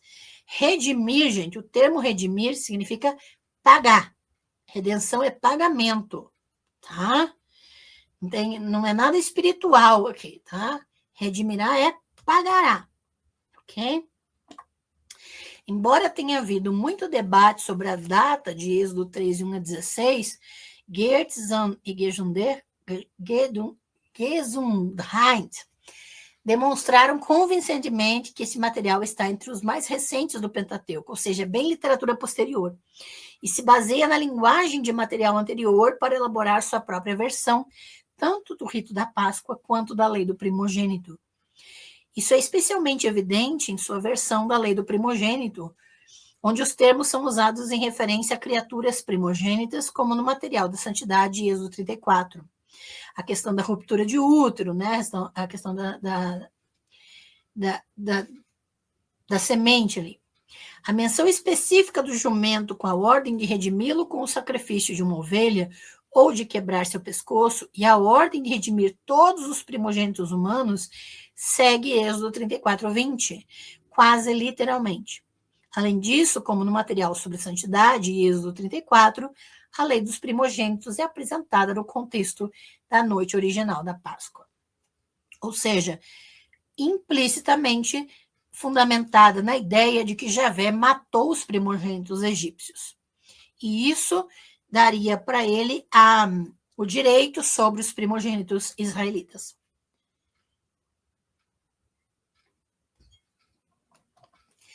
A única inovação real em Êxodo 13, embora fascinante, é o uso de um verbo específico em conjunto com as ofertas de primogênitos. Este pequeno detalhe é surpreendente, visto que em todos os outros casos examinados até agora, este verbo foi especificamente ligado ao rito Molk, tá? Então, é um verbo que aparece em torno do rito Molk. Isso aqui é interessante. Essa é a primeira vez que o termo aparece em contexto da lei dos primogênitos. No entanto, em períodos... E por que esse verbo é importante? Lembra que eu falei para vocês, quando a gente estava lendo o texto, cadê? Que eu citei especificamente fará passar, né? Aqui. Fareis passar a Javé. Esse é o verbo. O verbo hebraico fareis passar. Por quê? Esse verbo aqui, fazer passar, é o único verbo relacionado ao sacrifício Molk, porque fazer passar pelo fogo é típico do sacrifício Molk. Então, esse verbozinho aqui é que é a questão, fazer passar. No entanto, em períodos posteriores, parece ter havido uma confusão na terminologia em torno dos dois ritos, originalmente distintos. Então, textos muito posteriores podem acabar misturando os termos, tá? Oferta de primogênitos e sacrifício do Molk. No entanto, apesar de extrair sua formulação e terminologia de uma variedade de tradições, a versão da lei dos primogênitos em Êxodo 13 é mais ou menos da mesma essência que a versão contida no Decálogo ritual. Então, dizer, fareis passar seu filho a Javé, fica uma coisa estranha, porque lembra a ideia de fazer passar pelo fogo. Então, é como se ele estivesse usando uma expressão, ele misturando expressões, e talvez seja até ato falho, tá? Mas isso é só uma brincadeira, assim, para pensar, né? Um ato falho é ótimo. Tendo examinado as diferentes tradições jurídicas da Bíblia hebraica e seu tratamento dos vários ritos israelitas de sacrifício de crianças, podemos notar algumas trajetórias gerais em relação tanto ao rito Molk quanto à lei dos primogênitos. No caso do sacrifício Molk, quando são abordados em textos sacerdotais posteriores, isto é, em Deuteronômio, no material sobre santidade, sacerdotal e pós-sacerdotal, o rito é inequivocadamente proibido como uma prática abominável dos habitantes da terra que os israelitas iriam desapossar. É uma justificativa, né, para matar as pessoas. Os israelitas são proibidos de adorar Javé de maneira semelhante àquele povo.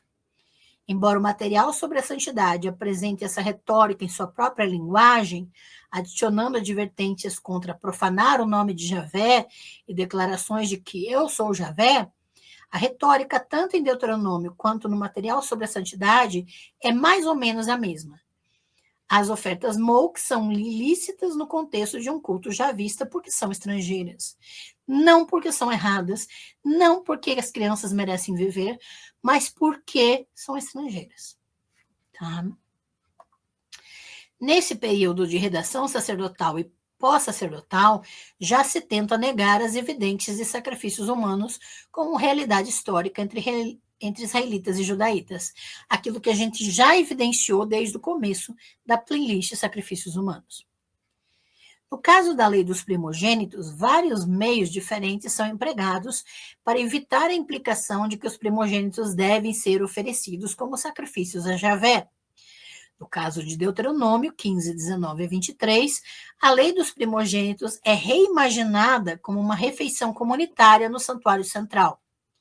As crianças nem sequer são mencionadas em sua versão da lei e, portanto, não estão sujeitas às suas estipulações. Deuteronômio, portanto, evita a implicação de que as crianças devem ser sacrificadas em conformidade com a lei da primogenitura, negando que elas tenham sido submetidas a ela. O material sobre santidade, por outro lado, reconhece a reivindicação de Javé aos primogênitos e especifica ainda que essa reivindicação está vinculada ao fato de Javé ter poupado o primogênito israelita na noite original da Páscoa. No entanto, o material sobre santidade evita a conclusão de que os primogênitos realmente precisam ser oferecidos a Javé, introduzindo a ideia de redenção, ou seja, pagamento.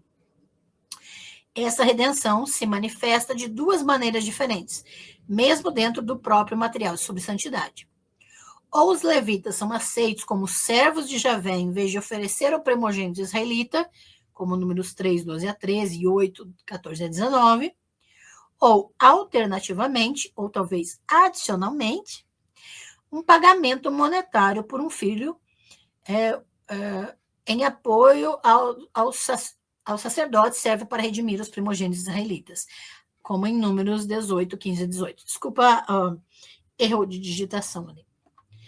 Adotando ainda outra abordagem, o decálogo ritual lá de Êxodo 34 indica que os primogênitos de jumentos e provavelmente os primogênitos humanos são redimidos, ou seja, pagos pelo sacrifício vicário de uma ovelha. Êxodo 34, 19 a 20.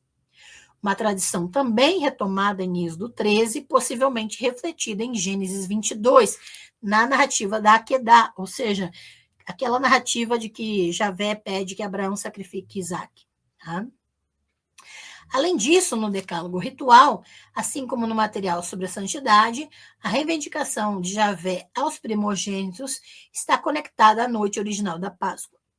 Assim, embora haja nas várias coleções legais um desejo comum de evitar a implicação de que as crianças devam ser sacrificadas de acordo com a lei do primogênito, há uma variedade de mecanismos para se chegar a essa conclusão. A retórica bíblica a respeito do sacrifício de crianças não se limita ao material legal, no entanto. Claro, não é só essa legislação aqui. No corpus profético, tanto Ezequiel quanto Jeremias abordam o tema do sacrifício de crianças israelitas, às vezes participando de tradições que estão alinhadas com o material legal, mas outras vezes divergindo fortemente delas e apresentando afirmações diferentes e, em muitos aspectos, bastante radicais, relacionadas tanto à lei dos primogênitos quanto aos sacrifícios Molk. Recomendo que maratone a playlist Sacrifícios Humanos para conseguir ter uma visão completa e aprofundada sobre todo o material bíblico, bem como sobre as evidências históricas e arqueológicas sobre o sacrifício infantil. E aqui estão as referências bibliográficas principais que eu utilizei para pesquisa para a live de hoje, né? Você pode depois dar pausa na tela e colocar nas suas redes de busca as referências bibliográficas e fazer a sua própria pesquisa e também confirmar as informações, né? É importante que você confirme as informações quando ouve as pessoas falarem e não apenas acredite em tudo que as pessoas falam. Então, por isso, eu trago as referências bibliográficas, lembrando que esse arquivo de slides em formato PDF já está lá no Drive do Espaço das Deusas, que é de acesso exclusivo dos membros da comunidade do Espaço das Deusas, a comunidade de membros do canal. Lembrando que a próxima live dessa playlist Sacrifícios Humanos já vai ser no dia 29 de abril, tá? Às 19 horas, e nós vamos revisitar o sacrifício Molk, a história e a natureza dos sacrifícios humanos israelitas e judaítas, para relembrar algumas questões e trazer algumas reflexões novas, tá bem? E nessa sexta-feira, às 19 horas, vamos falar sobre a sombra de tuas asas, uma revisão da deusa alada na iconografia do antigo sudoeste asiático. Vamos entender essa imagem da deusa com asas nessa iconografia específica e algumas relações, é claro, com textos bíblicos. Vai ser bem interessante, não perca, hein? E na próxima semana, mais uma live para a nossa playlist sobre semiótica e arqueologia. Vamos estudar sobre o corpo mântico, especificamente. E quero que vocês vão saber o que peça é essa especificamente, né? Quem já fez o meu curso de Profecia em Israel e Judá já deve ter uma ideia. No dia 22 de abril, às 19 horas, vamos falar sobre a rejeição da traduzibilidade na Bíblia hebraica e o impacto dos impérios mesopotâmicos na divindade, né? Os nomes divinos. Lembrando que você pode adquirir minha tese de doutorado a R$130, com frete incluso para todo o Brasil. Tá? São 474 páginas, a minha tese de doutorado na íntegra, sobre a deusa Asherá, toda a pesquisa sobre a deusa Asherá atualizada, né? Falando sobre as violências das monoculturas na supressão do feminino em espaço sagrado, em perspectiva feminista decolonial. Não perca, hein, gente? E meu novo livro está lançado, né? Também agora pelo Espaço das Deusas, Jael, a deusa que venceu a Batalha de Javé, apenas R$20, com frete grátis para todo o Brasil. Tanto a minha tese quanto este livro, você pode fazer o pagamento, qualquer uma dos meus endereços de e-mail são chaves Pix, você faz o pagamento e envia para o meu e-mail seu nome completo, CPF, endereço dos Correios, para eu poder enviar seu exemplar. Sem CPF, agora, os Correios não aceitam mais. Então, não me esqueça de enviar seus dados. E o pacote promocional de 40 cursos de acesso vitalício agora está a R$1.600. Não vai ter mais preços menores do que esse, porque esse valor já é 1/4 do valor integral dos cursos. Os 40 cursos são R$6.348. Você adquire todos eles com acesso vitalício a R$1.600.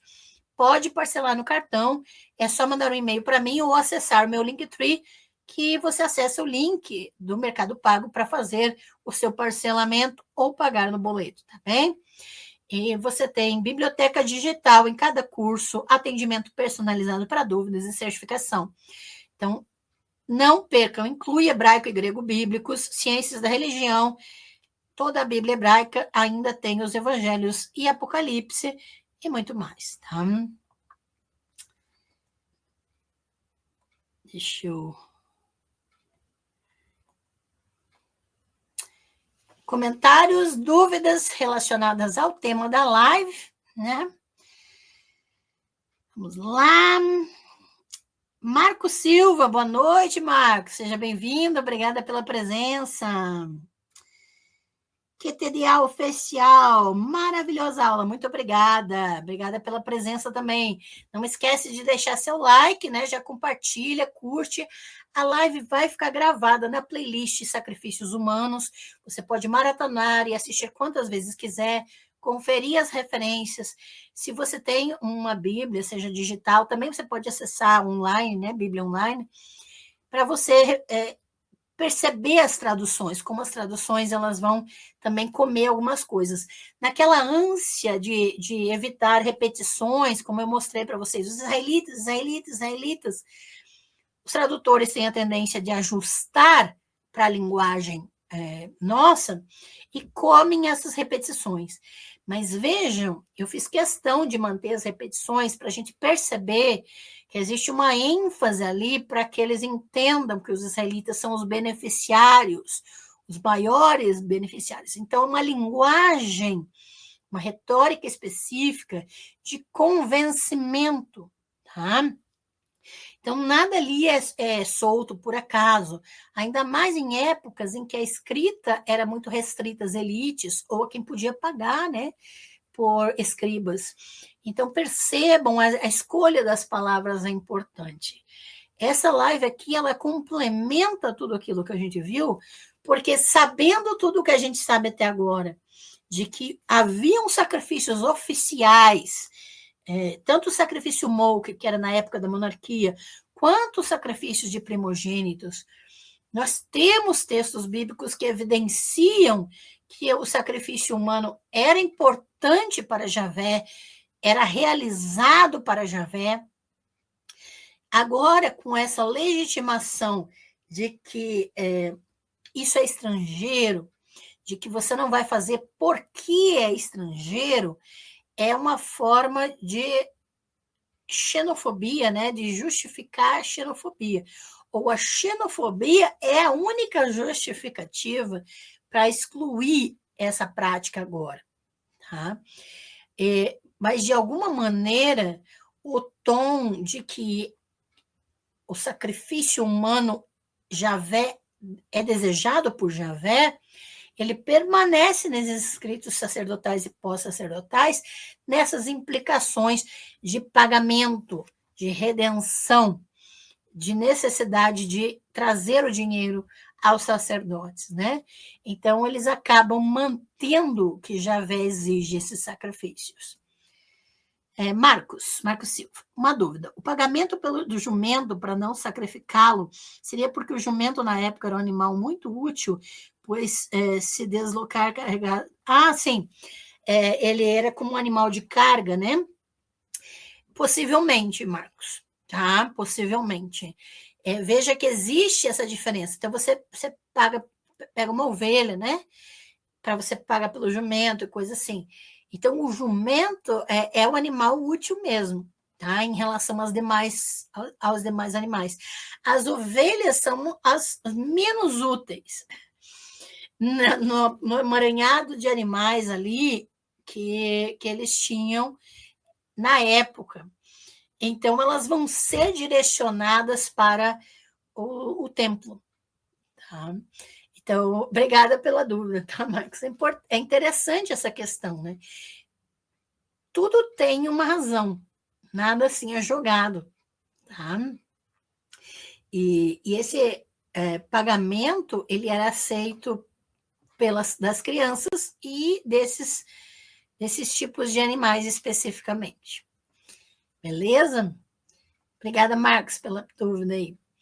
E a gente vai organizando, eu quero desafiar vocês que já assistiram ou não assistiram a maratonar a playlist Sacrifícios Humanos. É um grande desafio, mas eu digo para vocês que esse desafio grande foi de estar fazendo essa playlist. Então, nós vamos trazer uma pesquisa exaustiva, cada detalhe, cada elemento, cada vez mais vou continuar trazendo materiais atualizados para vocês de pesquisa. Por isso também eu tenho que organizar as atividades, porque agora eu tenho a questão da postagem dos livros, né, dos exemplares do meu novo livro, que vocês podem adquirir a R$20, são 52 páginas, tá, gente? Para quem alguém me perguntou esses dias. E aí vocês podem... tenham paciência, eu vou começar a postar, amanhã eu começo a postar na ordem que adquiriram, né? Mas é importante que vocês também vão assistindo os conteúdos, porque eu tenho que continuar trazendo as pesquisas para as lives, né? Então, eu tenho que alternar as atividades aqui. Obrigada pela paciência, obrigada pela presença de vocês. Eu estou um pouquinho dopada, porque eu estou medicada para enxaqueca, né? Mas eu agradeço demais a presença de vocês na live e os comentários. Marco Silva, acredito eu pelo fato do jumento ser poupado devido à utilidade dos deslocamentos, exatamente, com cargas pelo comércio, ou mesmo pelo fato de muitos serem nômades, exatamente. O jumento, na verdade, ele era útil em todo tipo de trabalho, até no trabalho de construção civil, tá? Então, com certeza, Marcos. Tá? Kátia Catarina, excelente esse seu trabalho de pesquisa. Muito obrigada, querida. QTDA oficial, olhei a quantidade de playlists que você tem, são vastas, estou virando seu fã. Muito obrigada. Maratone, gente, porque foi feito com muito carinho e muita pesquisa. Muita pesquisa mesmo. Lembrando, gente, que quem é membro do canal não pode esquecer de me mandar para o meu e-mail seu nome completo, CPF e endereço dos Correios para receber o pacote de mimos e também receber o acesso ao Drive do Espaço das Deusas. Os membros do canal têm acesso ao Drive, onde tem aos arquivos de slides de todos os aulões aqui do canal em formato PDF. Vocês podem usar nas suas pesquisas, dando o devido crédito para mim e para o canal, tá bem? Porque eu faço com muito carinho e dedicação. Então, não esqueçam. E lembrando também que no chat fixado, vocês têm o meu Linktree que está na descrição de todos os vídeos do canal. Vocês têm todos os meus cursos, como se tornar membro, como se tornar apoiador do Apoia-se, como participar de tudo que eu ofereço, está aqui. E nas playlists aqui do canal tem cursos gratuitos, além das playlists temáticas, que a gente está fazendo constantemente, né? Então, sempre tem uma live que vai encaixar em alguma playlist e vocês vão poder aproveitar todos os conteúdos. Lembrando que a playlist Só Lives, é o nome da playlist, Só Lives, tem desde as lives que eu fazia no Instagram, que eu coloquei na playlist Só Lives para vocês terem todas as lives numa playlist só, para quem quer, né? Independente do assunto e divagando. E também tem o podcast aqui no YouTube, Pedaços de Humanidade, que eu compartilho meus poemas, minhas reflexões, e todas as lives estão em áudio também no podcast, para quem quer só ouvir, tá bem? Aproveitem as playlists, aproveite meu Linktree. Eu agradeço demais a presença de vocês, os comentários, as perguntas, e nos vemos nessa sexta-feira para falar sobre a deusa Alada na iconografia do antigo Sudoeste Asiático. Deusas com asas, olha, eu estou com uma aqui no meu brinco, eu estou com Ísis no meu brinco de Ísis aqui, ó, que lindíssima.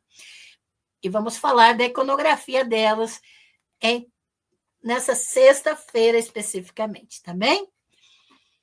Beijo, pessoal, nos vemos na sexta-feira. Boas pesquisas, ótimas lives e até a próxima.